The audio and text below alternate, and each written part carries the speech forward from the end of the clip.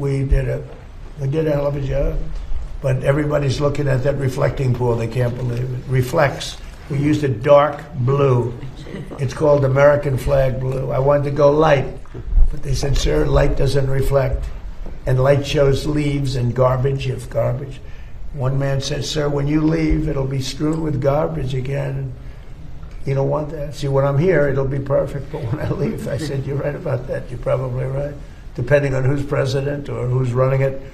But it's really beautiful. It's something for you to see. It's incredible. It's the longest pool in the world by 3 or 4 times. It's really pretty amazing.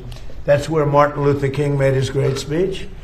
And they say he had 1 million people. And I made a speech there for July 4th a few years ago. And they said, and I was packed. And they said I had 25,000 people. They said he had 1 million. But when you look at the picture, I said, well, wait, the people were even tighter at mine. I had more people than him. But they said I had 25,000 and he had 1 million. But I'm not going to argue with Martin Luther King because I don't know.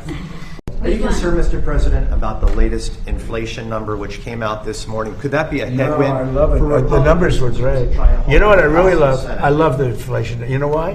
Because as soon as this war is over, I can say it now. Something you didn't know. Do you know we've been taking out millions of barrels of oil? Nobody knows it. You know who doesn't know about it? Iran, until right now. We took out the other night 22 ships. Late at night with no lights because they don't have any radar because we blasted the crap out of it. We took out, that's why oil's $85 a barrel. I mean, you take a look.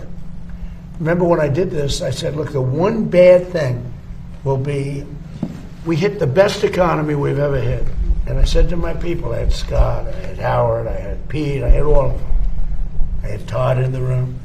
I said, the one thing we have to do now, we had just hit the highest stock market in history, highest 401ks in history. Everything was going well. And I said, I hate to do this to you guys, but Iran's going to have a nuclear weapon very soon. We have to go and attack. So we hit them with the B-2 bombers, which took a lot of courage. It was totally successful. We buried it, very hard to get. But now we had to make the second move.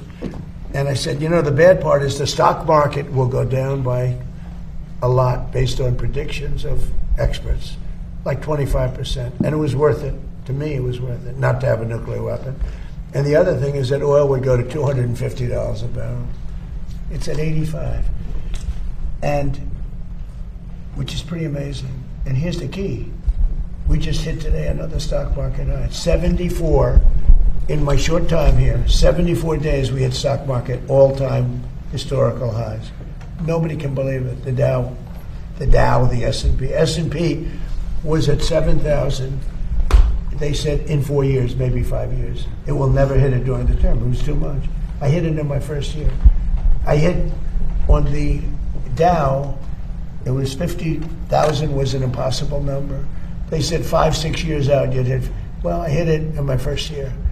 And now I get everyone in the room and say, congratulations, but now I'm going to take it down a little bit because we cannot let Iran have a nuclear weapon. And they all agreed with me, Todd, you remember. Everybody agreed. And we took a little journey down to Iran. We first stopped off at Venezuela, by the way. And we have paid for that war many, many times over. And we have great relationships with the people of Venezuela. We get along with them great. It was a great success. It was a one-day war. It was really, to be exact, 48 minutes of fury. And it was over. And Venezuela is doing great. Relationships with the people are great. It's become a happy country, believe it or not. I mean, it's become a happy country. And we're taking out millions of barrels of oil from Venezuela. And then we went to Iran. And essentially we've done the same thing. It doesn't look as pretty, but there's no Navy.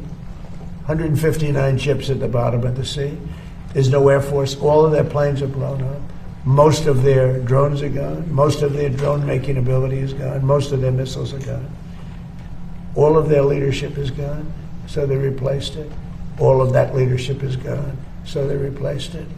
And that's the people we're dealing with now. And I think they're going to want to make a deal, but we're going to find out. Inflation to come down between now and November. When the war is over? Yes. It's coming down. I know you can't. It's going to come down like a rock. And again, we're taking out millions, which I'm just announcing today for the first time. But we've been taking out millions of barrels of oil. Millions of barrels.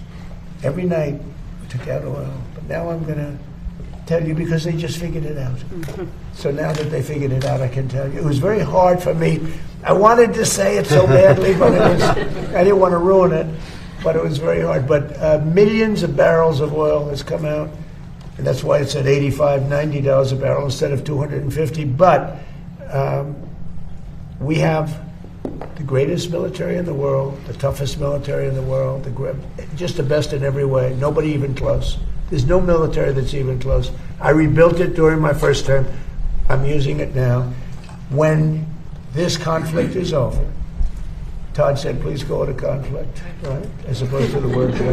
He didn't like the word war, but it's sort of a conflict. It's a military operation. When it's over, you will see oil drop to where it was before. We were getting gasoline. Just before it started, I was in Iowa, and we passed gas stations, $1.85 a gallon. And we'll be back at those levels very soon. Thank you very much, everybody. If you like this video, then like, share and subscribe to Mirror Now.